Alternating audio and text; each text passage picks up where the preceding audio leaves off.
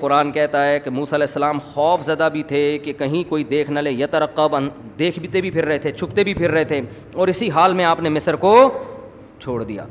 قال ربی نجینی، اور اللہ سے دعا مانگی، اے اللہ ان ظالموں سے مجھے نجات دے دے۔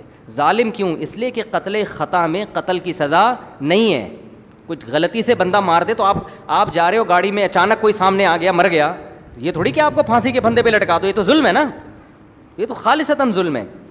ولما توجہ تلقاء مدین، پھر مدین کی طرف رخ کیا اور کہا عسیٰ ربی ان یہدینی سواء السبیل، مجھے اپنے رب سے امید ہے وہ مجھے سیدھا راستہ دکھا دے گا۔ راستہ مجھے معلوم نہیں ہے لیکن اور کوئی آپشن نہیں ہے، تو چلو بس مدین کی طرف رخ کر کے نکلتے ہیں، اللہ مدد کرے گا۔ ولما ورد ماء مدین، ورود عربی میں کہتے ہیں پانی کے کنویں پہ آنا یا پانی کے گھاٹ پہ آنا۔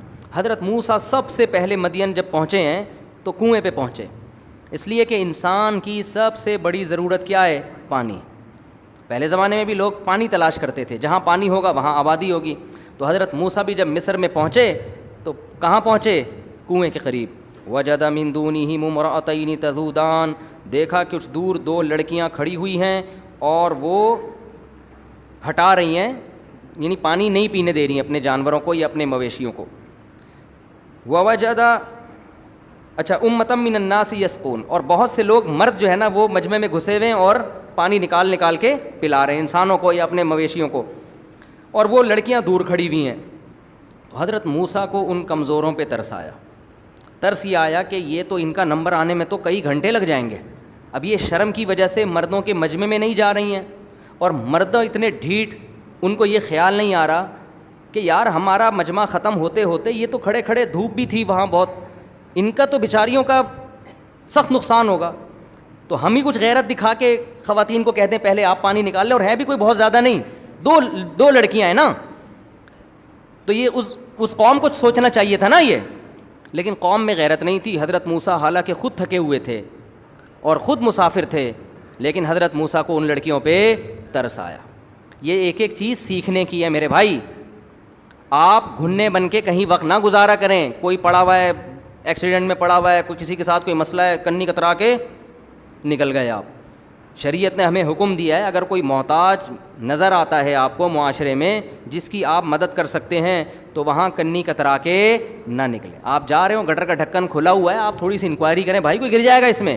لوگ کیا کرتے ہیں، بائک یوں سائڈ سے گھمائی، یوں گھنٹہ لگا کے نکل لیا، بس ہم نکل لیے، ہم بچ گئے، باقی جو آ رہا ہے مرے۔ اسپیڈ بریکر بعض دفعہ اندھیرے میں بنا دیے جاتے ہیں، لوگ آ کے مر رہے ہیں۔ ابھی ہمارا گارڈ زخمی ہوا ہے ایک مسجد کے باہر، انہوں نے وہ کیا روڈ بلاک کر دیا۔ روڈ جو بلاک کیا ہے نا، ایک درمیان سی پٹی لگا کے، وہ پٹی بائک والوں کو دور سے نظر نہیں آ رہی، اسپیڈ کے ساتھ آتے ہیں، جب قریب آتے ہیں تو پٹی نظر آتی ہے، اور کئی بائک والے گر چکے تھے وہاں۔ ہمارا گارڈ بھی وہاں گرا اور اچھی خاصا زخم آیا اس۔ وہ کہہ رہے میں نے وہاں جا کے بتایا جو لوگ بیٹھے ہوئے تھے، یار یہ کتنے لوگ گر چکے ہیں؟ تو انہوں نے کہا ہاں کیلکولیشن کر کے بتا رہے یار 8-10 بندہ اب تک گر چکا ہے۔ کسی کو توفیق نہیں ہو رہی یار، کچھ تو کرو بھائی، تمہارے سامنے لوگ گر رہے ہیں، تم روڈ پہ آ کے کھڑے ہو جاؤ۔ لیکن نہیں، جب تک 25-30 جنازے نہیں اٹھیں گے کسی کو خیال نہیں آتا۔ تو یہ سیکھنے کی چیز ہے، قرآن اس واقعے کے ایک ایک پہلو کو بیان کر رہا ہے۔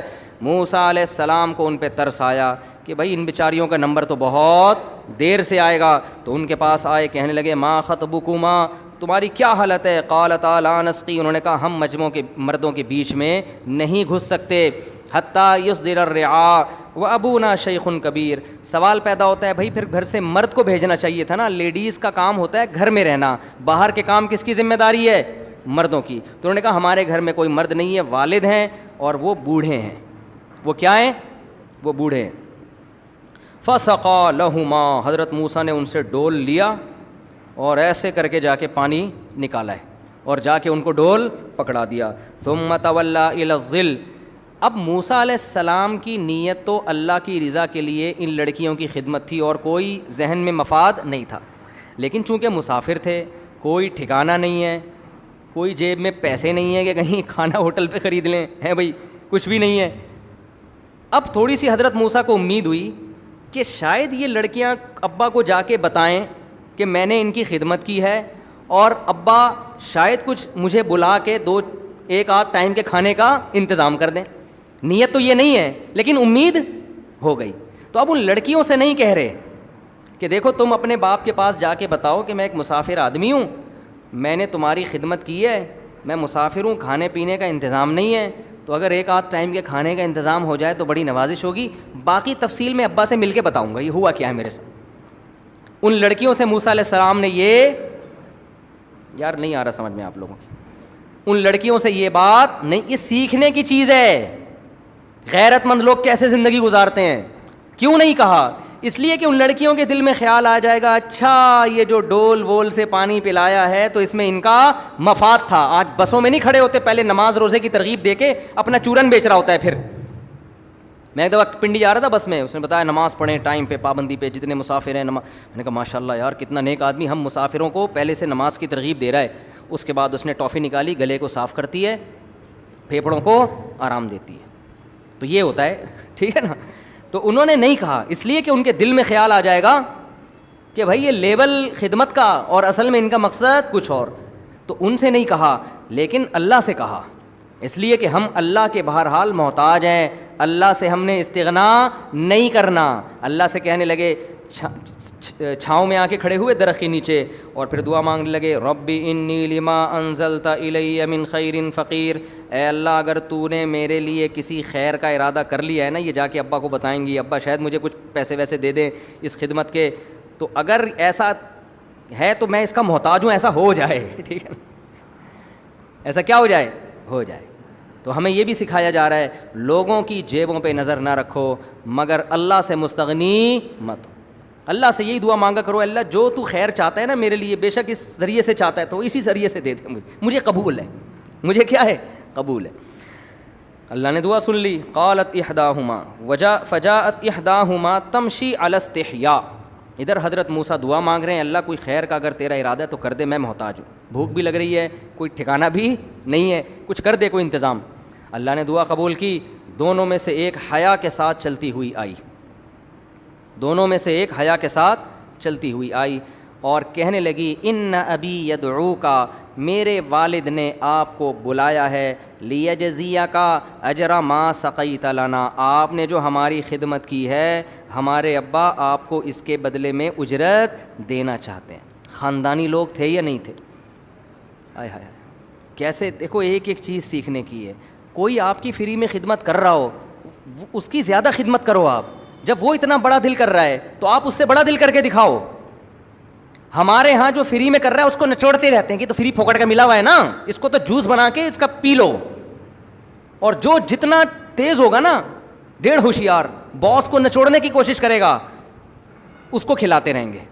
مخلص لوگوں کی ہمارے معاشرے میں قدر, نہ مخلص ملازم کی قدر ہے, نہ مخلص باپ کی قدر ہے, نہ مخلص اولاد کی قدر ہے, نہ مخلص بیوی کی قدر ہے, نہ عورت کو مخلص شوہر کی قدر ہے. بیوی مخلص ہے جس کی آپ پہ کے مال پہ نظر نہیں ہے, وہ کہتی ہے بچا بچا کے آپ کو واپس کر دیتی ہے, کھلاؤ اس کو خوب دبا کے کھلاؤ. بولو بھائی جب تیرا دل اتنا بڑا ہے, بیگم یہ لو, یہ 5000 کا نوٹ, بس میرا ویسے ہی دل کر رہا تھا. نہیں نہیں, جو تیز عورت ہوگی وہی تمہارے بٹوے سے پیسے نکالے گی, جو شریف ہے تم اس کو اس کا جہیز بھی کھا جاؤ گے. اور دوسری طرف بھی یہی معاملہ ہے, میاں اگر شریف ہے سرنج سے نا اس کا خون نکال کے اپنے بھائیوں کے چڑھا دے گی, ٹھیک ہے.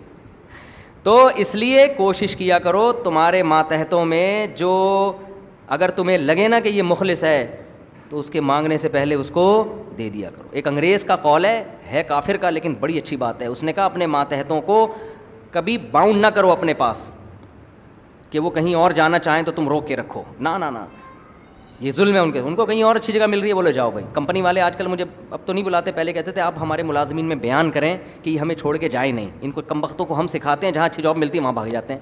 میں نے کہا یہ تو میں بھی ہوتا تو میں بھی یہی کرتا. آپ نے ان کو سکھایا اپنے لیے, اپنے فائدے کے لیے, تو ان کو اپنا فائدہ جب کہیں اور نظر آئے گا تو جائیں گے یہ. تو میں نے ان سے وہ انگریز کا قول نقل کیا کہ اپنے ماتحتوں سے کو کہیں بھی جانے سے مت روکو, سلوک اتنا اچھا کرو کہ وہ کہیں اور نہ جائیں. تو اگر کسی اور کمپنی سے ان کو اچھی آفر آ رہی ہے, آپ بولو میں تمہاری تنخواہ یہیں بڑھا رہا ہوں, تو نہیں جائیں گے. وہ نہیں بڑھا رہے تو پھر تو وہ تمہارے باپ کے غلام تھوڑی ہیں جو یہاں رہیں گے. چلو, تو موسیٰ علیہ السلام, وہ جو لڑکیاں تھیں نا, بس یہ ہم ختم کرنے پھر باقی کل کریں گے انشاءاللہ. تو وہ جو لڑکیاں تھیں ان کے والد بھی خاندانی, وہ یہ کر سکتے تھے کہ چلو کسی نے فری میں پلا دیا, بس ٹھیک ہے جاؤ بھائی چھوڑو, بس اللہ اس کو جزائے خیر دے. لیکن ان کے باپ نے قدر کی کہ ایک طرف اتنے نالائق لوگ کہ بیٹیوں کو ایسا نہیں کر رہے کہ لیڈیز فرسٹ، بھئی آپ پہلے آ جائیں. ایسے نالائقوں میں اگر ایک ایسا ہے جو فری میں اتنی خدمت کر رہا ہے، ترس آ رہا ہے، تو ہمیں بھی دل بڑا کرنا چاہیے، اس کو اس کی اجرت ہم دیں گے. تو دونوں میں سے ایک آئی حیا کے ساتھ. حیا کے ساتھ بھی اللہ نے ذکر کیا اس لیے کہ اللہ کو عورت میں حیا کا عنصر پسند ہے. اس لیے میں کہتا ہوں اللہ کا واسطہ، خواتین جس طرح سے بائکوں پہ بیٹھتی ہیں نا دونوں پاؤں ایک طرف کر کے، اس میں حیا زیادہ ہے. اس کلچر کو تبدیل کرنے کی کوشش مت کرو.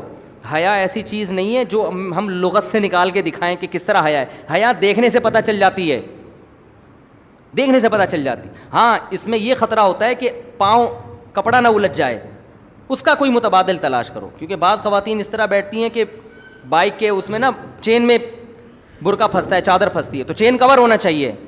چین کور ہو تو پھر نہیں پھنستا. تو سمٹ کے بیٹھیں تاکہ کپڑا پہیے میں پھنسنے کا خطرہ نہ ہو.